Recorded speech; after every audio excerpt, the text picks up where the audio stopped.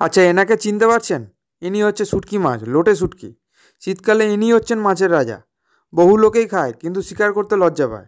আমার কিন্তু লজ্জা ঘেন্না ভয় তিন থাকতেই নয়। মাছটাকে কাটাকাটি ছেঁড়াছেঁড়ি করে দুটো পার্টে ভাগ করে রেখে দিন।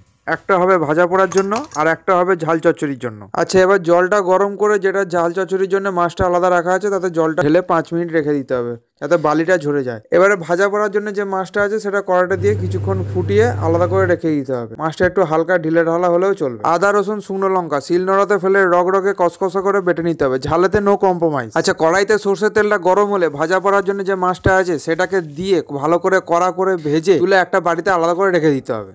আচ্ছা, এবার ঝাল চচ্চড়ির মাছটাকেও হালকা কড়া করে একটু ভেজে নিতে হবে। ওই কড়াইতে এবার আলু, পেঁয়াজকালি, সিম, টমেটো দিয়ে ভালো করে নাড়তে হবে বেশ কিছুক্ষণ ধরে, যতক্ষণ না কাঁচা সবজির গন্ধটা কেটে যায়। এরপর আদা রসুন বাটা, হলুদ গুঁড়ো দিয়ে আবার কিছুক্ষণ নাড়তে হবে। এবার যখন কড়ার গায়ে এরকম একটু আটকে আটকে যাচ্ছে, এবার একটু হালকা জল দিয়ে কিছুক্ষণ কষতে থাকতে হবে। তারপরে দিয়ে দিতে হবে একটু নুন।